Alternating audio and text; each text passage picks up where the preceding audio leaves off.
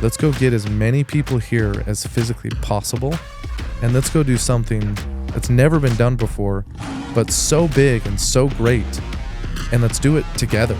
Come to freedom, participate in the vision, and let's go win together. This is the Solar Disruption Theory. What is up, everybody? My name is Chad Towner. We are here for another episode of the Solar Disruption Theory, and today we've got an awesome guest. His name is Aaron Lee. He is the Chief Revenue Officer of VITL. He's been in the space for a long time, and he is the future mayor of his hometown. Aaron, how you doing? Thanks for joining. Hey, I appreciate being here. I love the shout out. I did just share with you I'm going to be the mayor of Saratoga Springs, Utah. This is the thing, Chad. I hate politics. I've lived in my city for 9 years, and the two come together perfectly. I want to see my city thrive. I love it. You need a business mind running the city. That's right. That's right. Yeah, well, I've heard about the guy that runs the city planning over there. He lives in his parents' basement, and he doesn't even own a home, has no kids. What does he have? He has no right designing anything for that city. That's what I'm saying. I think everything comes down to leadership and speed of the leader, speed of the business, speed of the leader, speed of my city. And we do not have the right city planner, unfortunately. Well, I'm sorry to hear that. I'm excited to see your political endeavors in the near future. But more importantly, let's get into a little bit about Aaron Lee. I mean, you've been in the door-to-door and direct home and just sales space for a long time. You got a lot of fans. You got a lot of, you've just done a lot of big things. So let's start at the beginning. Like, what got you into door-to-door sales? How did that happen? And when did you realize, like, man, this is probably a career for me? Yeah, I served an LDS mission. And while I was out on my mission, it was funny. My trainer, him and I became really good friends.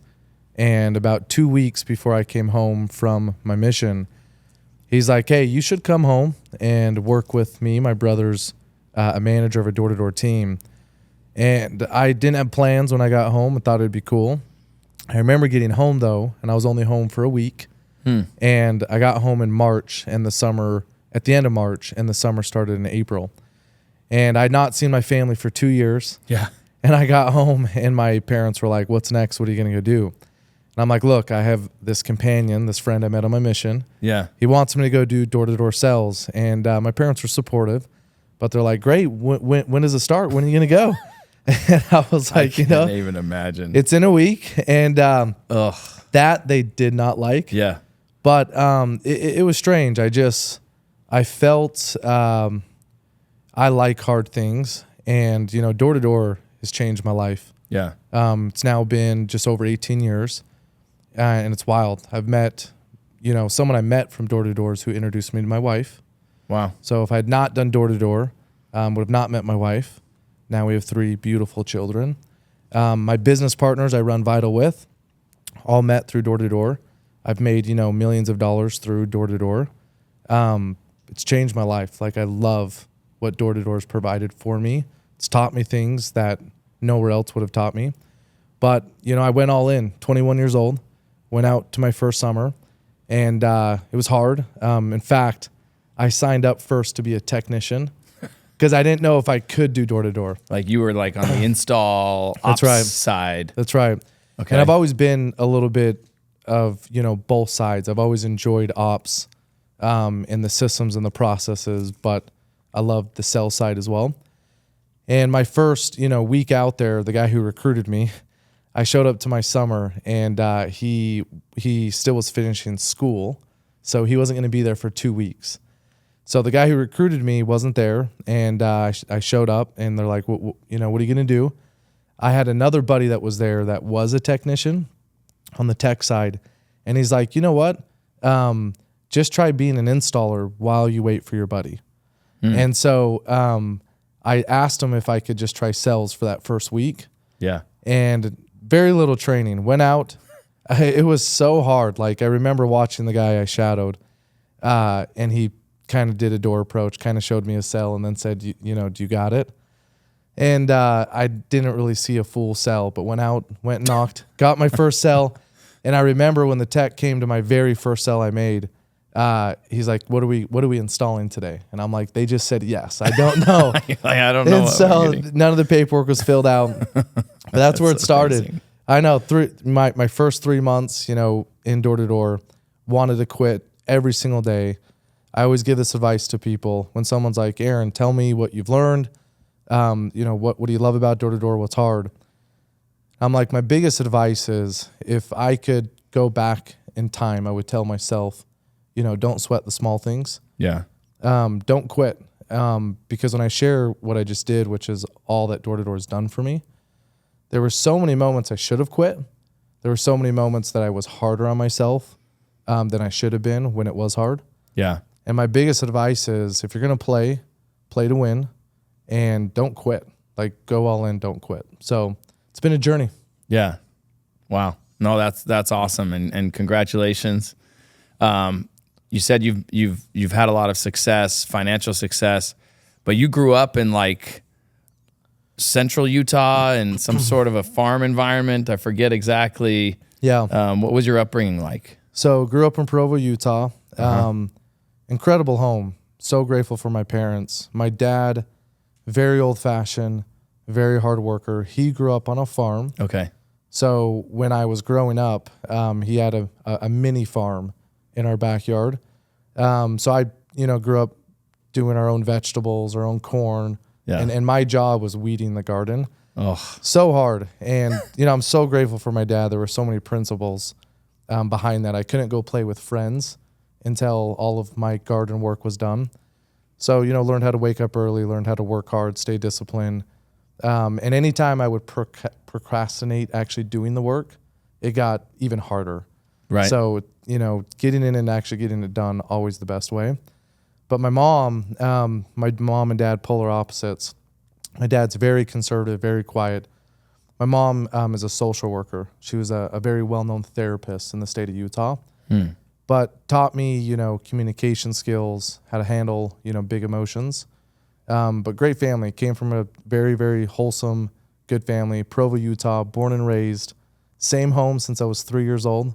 Wow. Still friends with my original high school buddies. So feel very fortunate to have that background. But yeah, great family. So it's interesting, and I want to get into all the other stuff about your business, but I do think about this as well. I've got kids, and I think a lot of our listeners do or are about to. Is that healthy to kind of, because I do this to my kids. I'm like, oh, no play until your chores. Yeah. I'm forcing a behavior that I want them to adopt. You seem to appreciate that a lot now. I'm sure growing up, it was torture, right? Yeah. So what do you parent your kids similarly, or do you feel like maybe it was too much and they just kind of restricted too many things? Like how do you what have you taken from that, or is there stuff that you do differently? Yeah, it's funny. When I moved away from my home as a young adult, I remember, writing letters to my dad. When I went on, I went on an LDS mission. When you go on the mission, you can't call, your family pretty much for 2 years. Really makes you grow up. It was an incredible experience. But I remember being away from home for the first time as a young adult and writing letters to my dad, because growing up, I was frustrated in some ways. Yeah. Didn't understand, the principles and what he was trying to teach me. But I remember writing these letters and just feeling a sense of gratitude. Yeah. Because I was working next to other people, not that they were bad, but their sense of like delayed gratification, their sense of work ethic just seemed to be very different. What they perceived to be a sacrifice and hard and, almost they were hoping for a destination.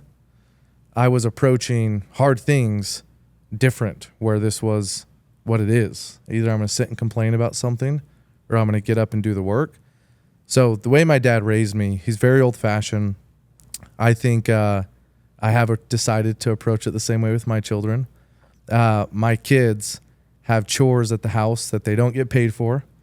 If you're going to be a part of this family, you need to contribute to the family. And so there's chores that they do to be a part of the family unit. And then there's extra chores that we're willing to pay them for so they can learn how to make money, do extra work, and get paid for their time. But I've chosen, you can't go out and play with friends until you do the work. Learn how to do it, manage your time. I don't care when you do it. If you want to go have fun, put in the time, put in the work, get your chores done, and go do what you want to do after. And I feel, at least for me, that's helped me learn how to have delayed gratification in a proper way and to balance, work as an adult. No, that's awesome. So let's translate that a little bit into VITL, because I think everybody who's listening knows who VITL is. You guys started in 2022. Yep. You and Tyler Bastian had worked in some previous stuff before, and you guys stand up this sales model of uncommon is kind of the mantra. And how are you applying some of those things to your business? Some of the things that you were taught and raised growing up. Yeah, it's I always say this. I think how you do anything is how you do everything. Yeah. When we started VITL, it was really out of a place of we didn't care how big we were. We just wanted to work with people that we loved and we trusted. And because we held some of the roles for a very long time, we had been the sales rep. We knew what it was like to onboard in a way that wasn't smooth, wasn't efficient. We didn't have proper training. I've been the manager where I felt like when I went to my leader and said, hey, I want to be like you. I want to make what you're making. Show me how you do it.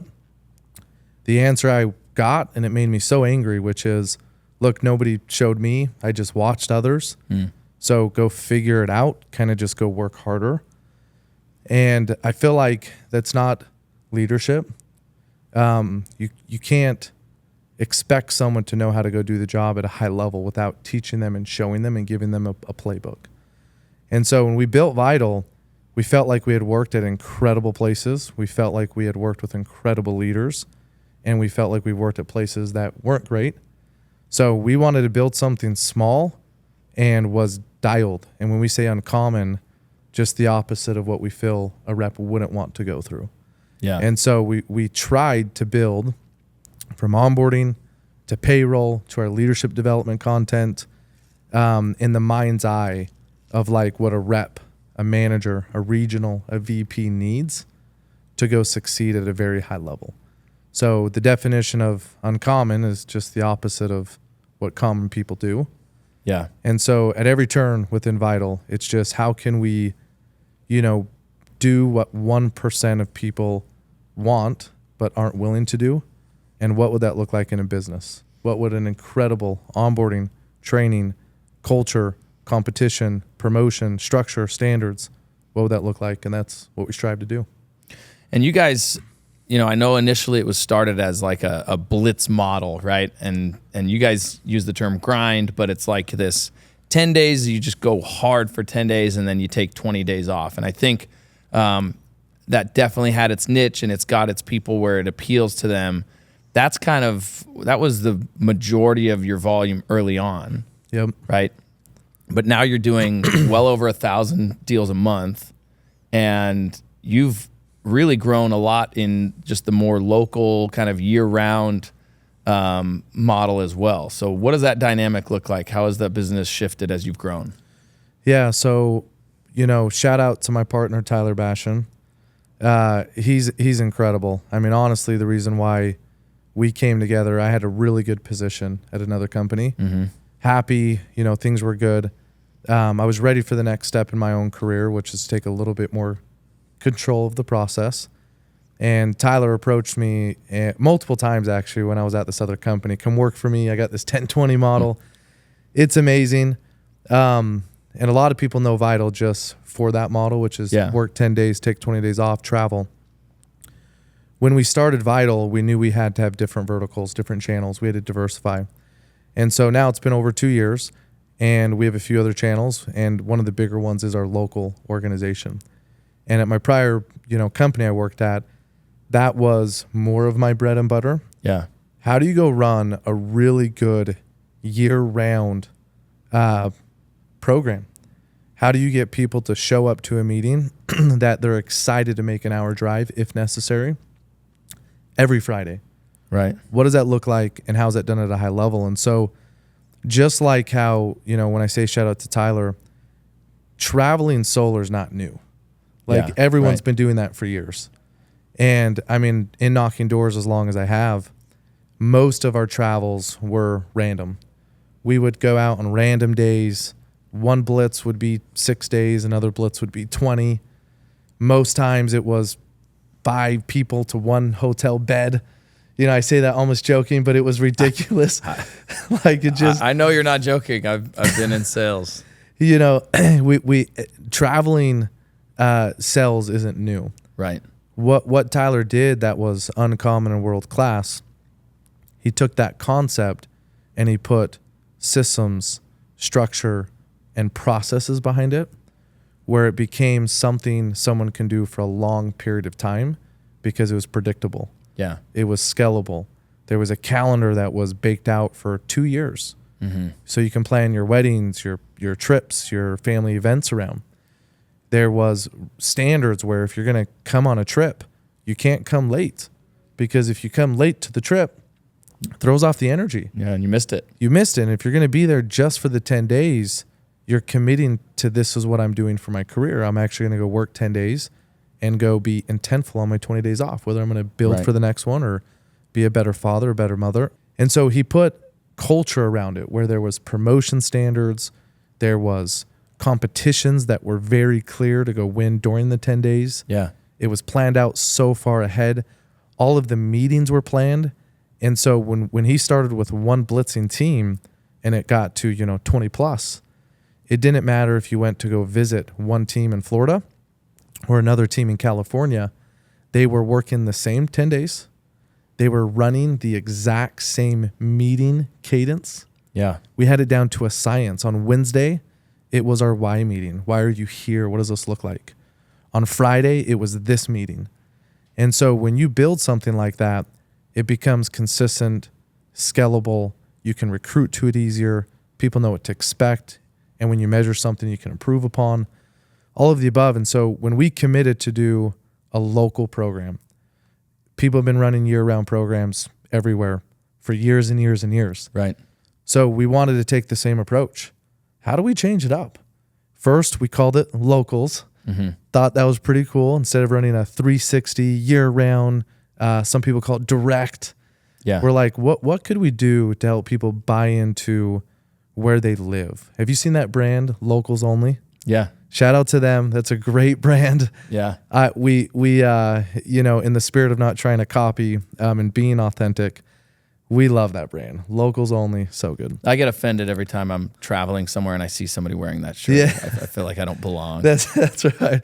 Hey, it's meant to be that way. It's really good. And so, we kind of went off that vein, which is, let's call it locals. Let's help people like really go in first, because we called our traveling channel X. Mm-hmm.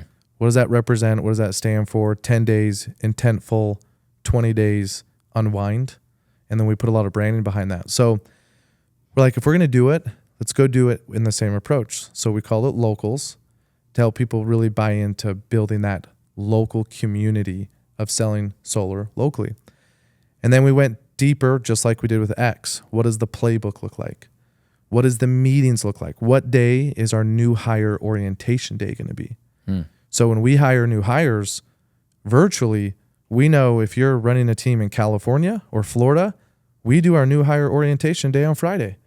And that Friday is our in-office, in-person meeting. So if you're in a market, some will meet every single day in person. Some will meet 2 days in person. But we have these key milestones that now corporate can go help recruit to your local office, because we know that playbook is being executed, whether you're in Cali, Florida, anywhere. Friday is our new hire orientation day. And this is what this day looks like. Friday is an in-office, no matter what market you're in, this is when the whole team gets together. Yeah. So now as we go pick up other verticals, like a retail vertical, we know as we go engage these lead setters that are out of these retail stores, we go combine them in that meeting because it's a system, it's a playbook. Right. And we now know how to go plug something in a bigger way. And so we really went deep first. Name, meeting cadences, structure, promotion, standards, what is a lead setter? How long do we put them in a training before they can hit their first door? What does that training look like? So we really took time to try to market and build it in a way that was a machine that you now can just plug people into. So we started that in March of this year. And since March, this month, we'll pass just over 800 accounts done in our local channel. Just from the locals channel. Which is pretty cool. So awesome to see. It is exploding. It is awesome. We now have local markets all over the United States and fired up about it. No, that's awesome. And it's been cool to see you guys evolve. And I learned this very early on. You are very much a systems guy. Like you want to just build the structure, set it, and then just let everybody plug into it. Yeah, I always tell our leaders, if you can run your organization today, even if it's 3 people, and you run it consistently, the same key things are done. And key things to me are what helps a leader stay out of the urgent and important box. So Stephen Covey wrote the book, 7 Habits of Highly Effective People.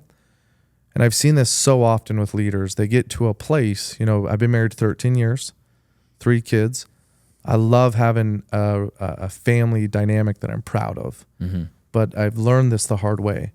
If you don't stick to running an effective, consistent playbook, the key pieces, you will find yourself as a leader getting pulled into the urgent and important bucket all the time, which means the reps that want to quit or the paycheck's wrong or they need your help recruiting or they have questions about how to work the CRM. When they don't know that you're running your meetings at this time every single day, they call you at 11 o'clock at night with the question. But if they know that their one-on-one with you is as consistent as the sun rising the next day, it's every Tuesday at 10 o'clock. They start to save their issues, their emotions, the things they need help with for those bucketed times. And what happens is you start to manage the business in a proactive way when you start to do it and stay consistent to those rhythms, where your people fall into those rhythms. They know that the meeting happens on Friday. They know your one-on-one happens with them on Tuesday. And now as a leader, you're not living in this urgent and important bucket all the time because your business is a machine. And where leaders go wrong, they're like, I'll do that stuff when I get a team of 20. Then I'll insert the meetings. Then I'll do the one-on-ones with my people. And what happens is they never get the team of 20 or 50 or 100 because they're not running it as they should. So the people that they do recruit, they leave. They want to follow a leader that's more organized, more intentful, that they show that they care. And so I tell every leader, run it today. Stick to the playbook. Stick to the key pieces, the one-on-ones, the meetings. And if that's kept consistent, your people will fall into rhythm and it becomes a fun job, not nearly as chaotic. And if a leader ever finds him or herself there, always trying to keep up and everything's always urgent, I would tell them to go look at their schedule management and what is their program they're running, right? It's either going to happen for you or you're going to control it. But what is the program you're running? And is it inconsistent or is it consistent? And your people know what to expect from it. I feel like I need to read 7 Habits again. It's a good book. Dude, I love that book. It seems like in today's world, I'm always in the urgent and important right now. Yeah. But no, that's a good reminder. That makes perfect sense. So, and that is, I've definitely seen that with your business. You guys have just constantly you've just been consistent, right? And it's year round, yep. Which I've also noticed. So one of the things I've heard you say several times, is you've always said, it's a quote, right, from Bruce Lee, and I'm going to butcher it, but I'm going to try it. I'm not as worried about the guy who has 10,000 kicks. Right. I'm worried about the guy who has 1 kick but's practiced it 10,000 times. What does that mean? Did I get the quote right? Hey, okay. I'm proud of you. You got the quote right. I always say, my last name's Lee. I might be related to Bruce Lee. Who knows? I see the resemblance. Good man. So I love that quote because I think sometimes we try to do a lot all at once. And in this space specifically, the reason I love working here with Freedom, Chad, so grateful for the platform you guys have put together, that you've built, especially in the time of what feels pretty chaotic in the solar space. And when you understand the game of business, you don't panic. And right now, there is a lot of panic out there, and where I'm very grateful for Freedom. Before I came to Freedom, I ran a multi-installer EPC, let's go plug into all of them. And it was chaotic. Right. And quite literally impossible to run an uncommon sales experience for a rep. I mean, you cannot train a minimum wage hour employee to be a professional in 5, 10, 6, or 3 different CRMs. Right. It's just really hard from a payroll perspective, from a project management perspective. Onboarding, it's a mess.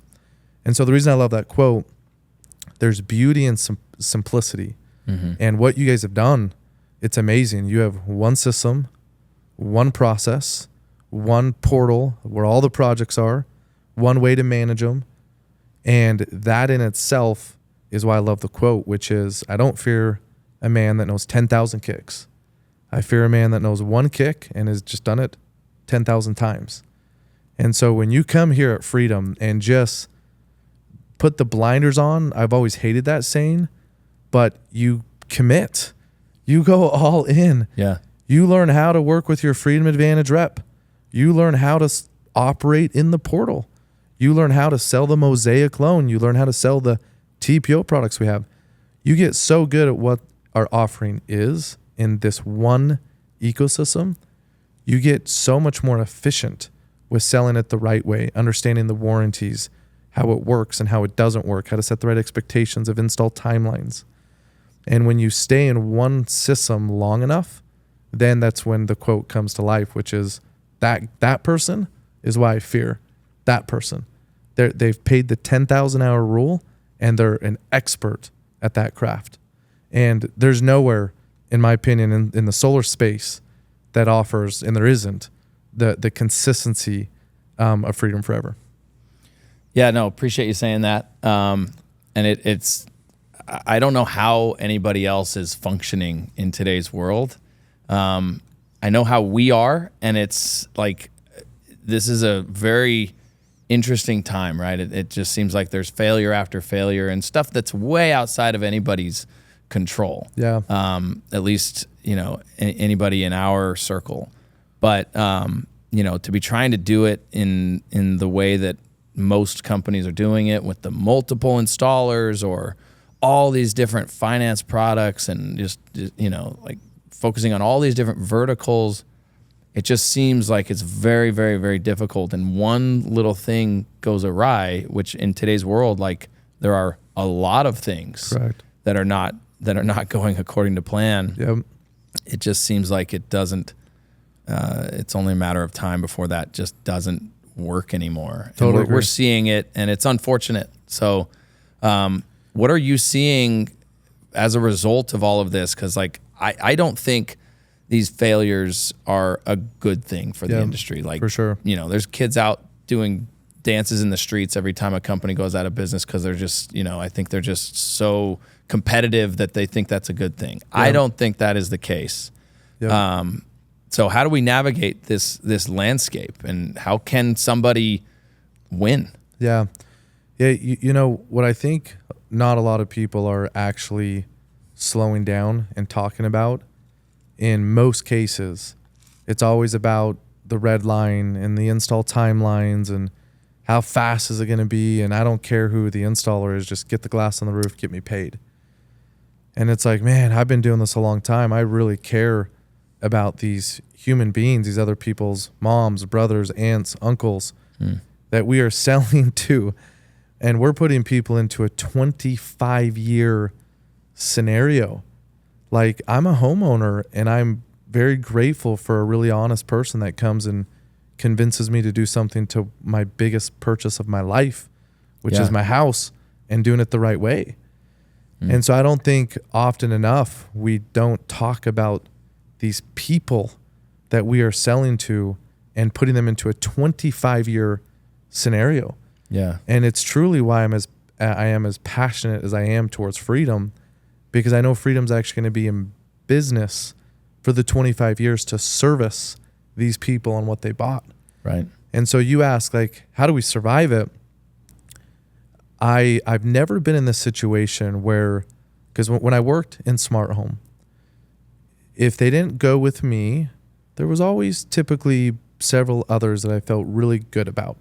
And it was okay if the customer went and signed up with that other company. Mm-hmm. And I remember there was a moment where we actually lost a pretty big retail contract, and another big security company came in and took it, and they just were willing to pay more for it. And right now, I've never been in this situation where I feel like we have the best platform, the best solution, the best warranties, and the safest landing pad for customers to be serviced for 25 years. Right. And so you ask, how do you survive it? I'm not saying that there's not other great places. There's always going to be 2 or 3 players in the space. But at the moment, I just don't think there's anywhere better than freedom for all the things I mentioned. And so I think the way you survive it is I would ask that we just get louder. Yeah. We demand and force a little bit more compliance in this space. I love what you guys are about to go do, which is help all the reps kind of get certified, where if they do something wrong, they almost get banned from all the other financiers. Like, I'm so excited about that. But what we tell our reps all the time is, get loud. Let's go get as many people here as physically possible, and let's go do something that's never been done before, but so big and so great, and let's do it together.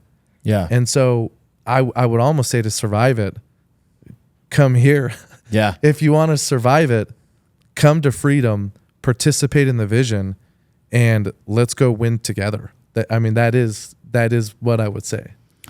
Yeah, no, I mean, obviously I agree. I think one of the criticisms that we hear from time to time is like, well, isn't freedom already too big? Is there a ceiling? Or, man, I like kind of running my own thing and being my own man, or, running my own business. And, so we'll hear that a lot. And, I've got my thoughts in response, but what would you say to that? It's interesting. I remember when I was building a business at another company as an independent contractor, the moment I realized when you're an independent contractor, the only person in your way is you. Mm. And it is your business. You are your own man. And so I think what I love most about what we've done here in the Freedom Model, there's typically a reason why someone wants to go run their own dealer, and that is they want the margin. They want the margin. And what happens is when you take the margin, it's now on you to typically provide the experience, the onboarding experience, the competition platform, the leadership development, the vision. And what has happened, at least from my perspective over the last 4 years, anyone that's gone to go try to do their own thing, they've done it for the margin, and then their sales rep experience isn't great. Yeah. And so when you guys approached us and said, hey, we want alignment with our sales dealers. We don't want to be a master dealer with people. We want to have alignment. We want to maybe, do some kind of, combining as partners. And we said, what would that look like? You're like, well, we want to create the unicorn. We want to create a place where the margin is there. Let's go give the margin where it's so good. It's so similar to why people wanted to do a dealer. But you guys at VITL, you've been running your own sales operation company, not as the installer. And so you have that support. You have the onboarding, you have the CRM, you have the payroll efficiencies, you have the leadership promotions and development. You have that culture, you have the sales rep experience. If we can combine the two, which is the unicorn, the margin, but all of the support, that is the unicorn. And that's what I feel like we've now done. Yeah. And so, when I was at a different place, we did not pay the best, but the reason people made the most money with us at this prior company I worked at is because we had the best sales rep experience. Right. We had the competitions. We had the pride Like that stuff does make a difference. If you want to go build something great, you do need a big vision, and you need an A player atmosphere where people are pushing themselves. We've all heard you're the 6th person of the 5 people you surround yourself the most around. And if you're the one selling the most in your office or your organization, that's kind of where the lid is. Mm-hmm. And the more talent you get together, the tide rises. Yeah. And so, we spent a long time building that experience. And so when we made this partnership with you, I felt like it created the unicorn. It provided the margin of why someone wants to go try to start their own dealer, and the sales rep experience, and we combined it. And now with those two, we're going far with people. And we always tell people that we meet with them, the whole quote of you can go fast alone or you can go far together.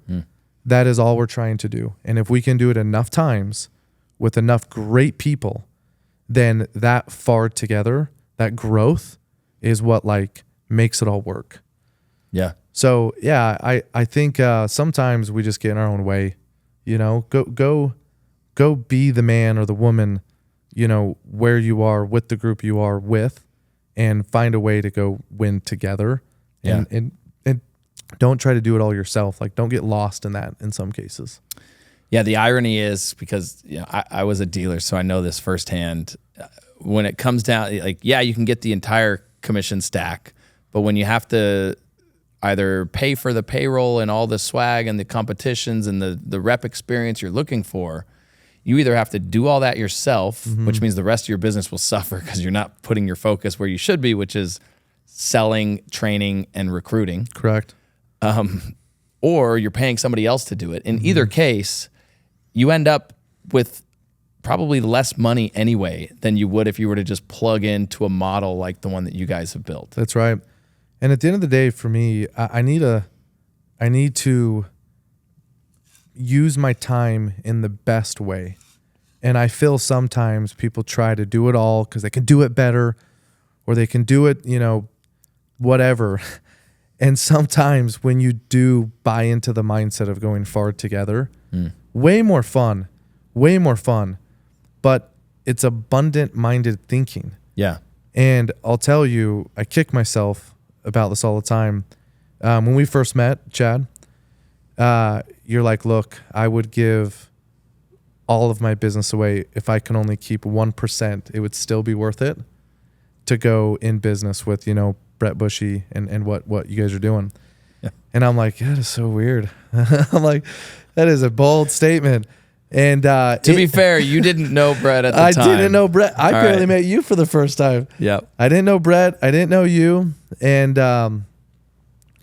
it's been wild. For 2 years, almost eerie.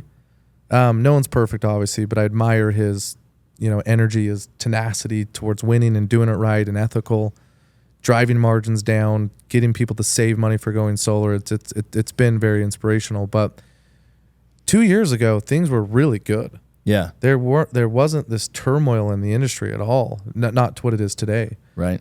And for him to kind of have the foresight of, this is what we got to be prepared for.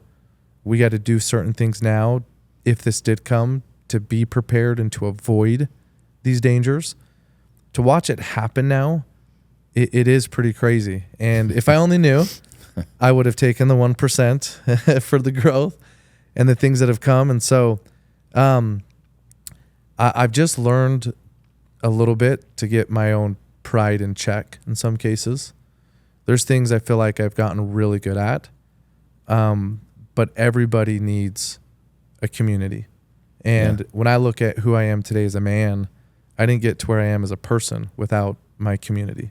Yeah. My father, who I respect a ton, the leaders that I worked for and around. And I think too often we get lost sometimes in what should be mine. And that person shouldn't take my override. I deserve, get out of my way. I can do it better. And I think if we did buy more into the idea of how do we do this together, people just like to work around those people. Yeah. Like when someone has your back, you want to go to war for that person. And so I think sometimes we can just do more about putting our pride a little bit on the side and how do we just win together. And at the moment, where this emotion even comes from, I think in the solar space, I've never seen it in an industry so divided. And it feels like it's getting better because of the turmoil. People are now kind of flocking towards safety for the customer, for themselves, for their teams. But yeah, I mean, that would be my challenge is let's go where it's safe. Let's go where it is good for the customer.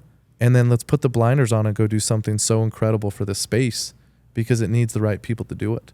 And in my opinion, that's why we're experiencing the growth we are here at VITL with Freedom. All of the partner dealers is you've helped us do that. And we totally see it. And it has been refreshing. Like we're focused on what we're world class at. Yeah. Recruiting, training, developing, and growing a sales organization. It fires me up. Yeah. Like I love it. The last, several months, my wife, she's like, I've never seen you this just driven, happy, inspired, clear-minded. And it's affecting so many parts of my life. The energy I'm bringing home to my children, to my relationship.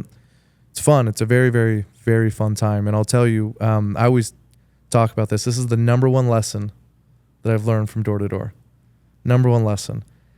Out of all the years of knocking doors, you learn it's hard. And what happens is when you sell an account, your energy is through the roof. Right. When you make a sell, you're on cloud 10. I always say sales solves everything. Yeah. If you're having a hard day, you're sad, you're depressed, go make a sell. It will get you so happy. No fight will overcome it. You're just pumped. And that high is felt. But then when you get a sell that cancels or you get a door that says no, your energy goes right down the tube.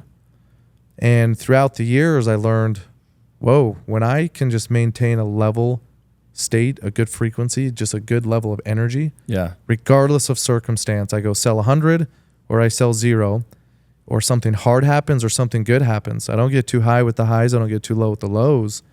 And as I learned that skill of just controlling my state, my energy, and staying in a good, positive frame of mind and state for a longer period of time, it changed the game for me on the doors.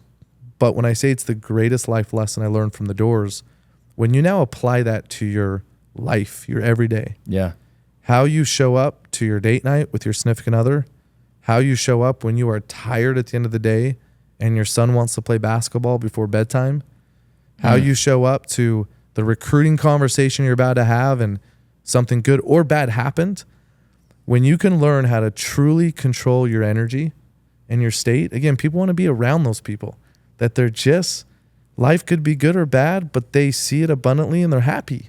Right. And so greatest life lesson I've learned is that. And so again, talking about just how to go far together, I just want to see this community of solar come together, band together. Let's control our energy. Let's drop the ego and let's go far together.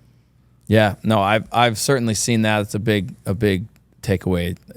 We've been through a lot of ups and downs in the last 2.5 years, and you've just been like this. Yeah. Sometimes I'm annoyed. I'm like, Aaron, show me something, dude. Like, because you're so even keel. But that's exactly. I mean, that's how you navigate this type of landscape, right? It's like if you are the type that the external influences can make you too high or too low, solar is probably not for you because it has been a crazy ride. I don't think we're by any means like it's not stabilized by any stretch of the imagination. It's only continuing to like have its ups and downs. But no, that's really good, life lesson. You make me want to. I know what it's like. You go home after a long day of work, and the kids want to like jump on the tramp. And you're just exhausted. That's right. But yeah, those are the times when it matters the most. I'll tell you this. This is always funny. So Tony Robbins is one of my favorite gurus out there. I think one of the goats. Like truthfully, the goats in personal development, public speaking. He's so good. I went to one of his seminars one year, and he talked about state and, how to stay in state, how to stay positive, bring good energy to the things that you do and how it makes a big difference. So true. But he talks about you have to make a move sometimes motion will then help you create positive emotion. So when you stay stagnant or you come home after a long day or the cell just canceled, you gotta do a move or do something to snap back into state. And he gives an example of a couple athletes. And I don't know if you've noticed this, love them or hate them. We won't get into it in this podcast, but LeBron James, what does he do before he hits the court? What's his move? He does the chalk thing. Does the chalk. Okay. Bolt, the Bolt runner that won the Olympics. Usain Bolt. Yeah. Do you know what he does before he hits the track? I don't know what he does. Jumps up and down, knees hit the chest, and then he hits his chest like this, and then he gets down to run. Like clockwork. That's his move. That's how he gets in his state. Shaun White. I know what he does. Clockwork. I know what he does. Clockwork hits both sides of his boards, and then he hits his face like this. And then he does this weird noise. This the little yip. That's right. And he does that. That's right. Yep. Like clockwork. And that's how he creates his motion to get back into a good emotional state. So I talked about this in one correlation. I'm like, all right, guys, we're all going to pick our move. We're going to, we're door-to-door sales individuals. What's our move? When we're on the street and we're feeling tired, we're feeling out of touch, what's our move? One of my reps, he's like, you know what? I'm going to bark like a dog. That always gets me going. And we would drop him off, and his name was Sam, such a cool dude. And we'd be like, Sam, how you feeling? You ready? And then he'd just start barking. Whoa! I'm ready now.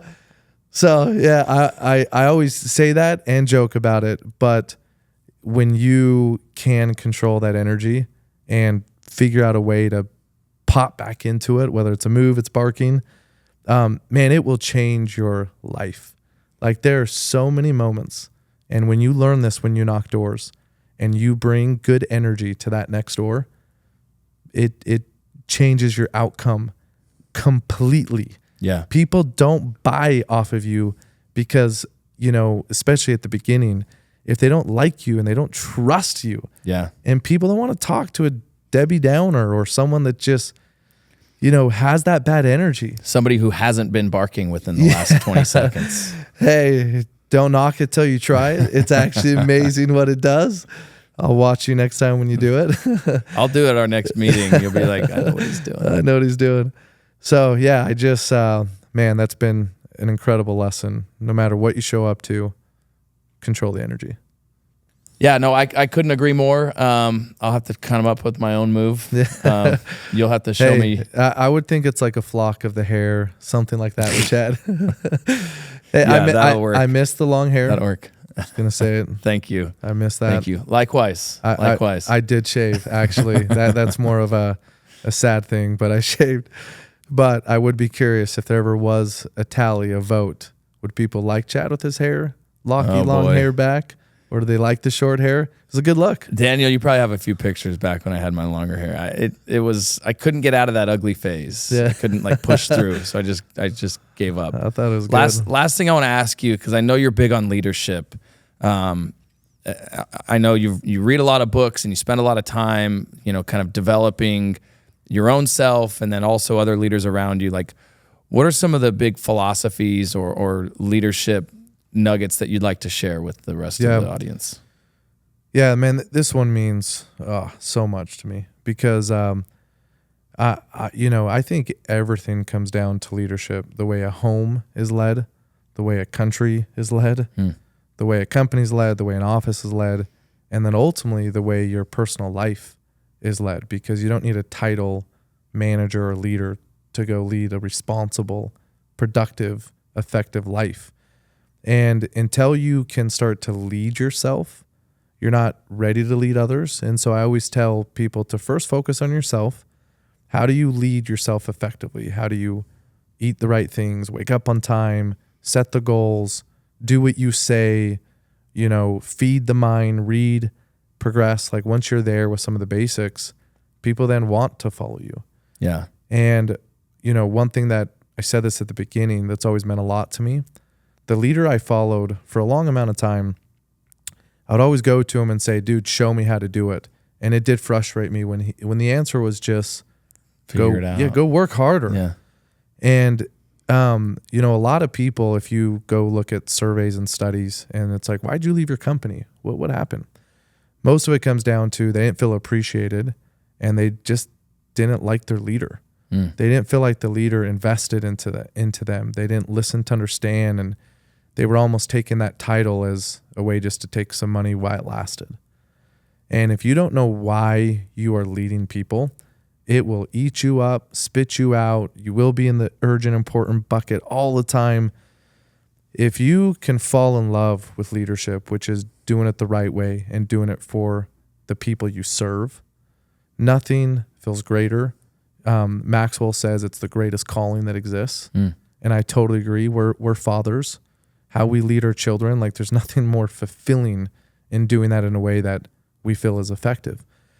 And so I would challenge everybody to understand what it takes to be a leader. And the reason it means a lot to me is I think a lot of leaders have a cop-out. And they'll say, you know, you bring someone to water, but you can't force them to drink. Right. It's on them. It's their fault that they quit, that they didn't make a sale their first week. And I would challenge people to really look at their systems and their processes as a leader. And if you have a thriving organization, why? If you don't, why? And what you're running, the playbook, should help you go dictate that. Are your rookies getting a good experience? Do they have something that they can rely on that's consistent from you? And that one means so much to me. Leadership, doing it the right way, caring about the people that you serve, and investing the time in yourself to actually get better. And I think sometimes, Chad, investing in yourself, it's like a silent killer. For me, you experienced this before we started this podcast. If I don't eat, I feel it. Shout out to Daniel for the protein shake. Aaron gets hangry. I feel it. And what happens is your body will scream to you when you are hungry, and it will tell you. When you're in the mundane and you're leading people, sometimes it's the silent killer. If you are not getting better every day in some way, reading, spiritually, physically, mentally, like you're not pushing your body, if you're not getting better, it's a silent killer. Like it's not loud like your body telling you that you're hungry. And all of a sudden, leaders find themselves in a spot where they've lost people. Their people are dissatisfied, and they've stopped doing the basics. They've stopped putting in the time and the work to better themselves. And if you hold the title, like take it serious. Like my favorite title is dad. Yeah. Like nothing brings me more joy than being dad. Yeah. And I want to be a good dad. And if you are a district manager, a regional, when I give that example, it's like, are you proud to be that? And are you taking pride in owning that title? And so often people get stuck for doing it for the money, and it'll expose. Time exposes all things. And I would challenge everyone just to think through that and love what you do, take pride in being a leader, and invest in yourself, and don't get stagnant. Wow. Yeah. No, you've definitely given me a lot to think about. Certainly, there's a lot of that I think I can definitely learn from and should be applying to myself. So thank you so much. Thank you for the insight. You've been doing this a long time. Clearly, you've learned a thing or two, and really appreciate you sharing that with the community. So thank you for being here. His name is Aaron Lee. He is the Chief Revenue Officer of VITL. They are growing. They are strong. We are crushing together. It has been a wild ride. It's continuing to get more and more wild, but we're here for it. Love it. Chad, appreciate it. And thanks for all you do, man. This podcast is awesome. You've done an incredible job with the experience you've created here, and just appreciate you a ton. I was just hoping for a shout out because I'm wearing all black for VITL Day. Looking good. Is black the VITL color? It feels like it is. Yeah, and I'm wearing more black than you because your shoes are white today. Mine are mostly black. So I just feel like that's, when I'm around you guys, if I'm going to get on camera, I need to wear as much black as I can. You look good. You look good. Well, thank you. Well, thank you so much for joining. That was very insightful and inspirational, among other things. His name is Aaron Lee. He is the man. We are dominating together. Very, very grateful for the partnership, for the opportunity to continue to work with and learn from you guys, you and Tyler and your team. Wild world in solar, but we are doing the thing that I think everybody really needs to take a serious look at and say, maybe I should join. So thank you guys for listening, and we'll see you on the next episode.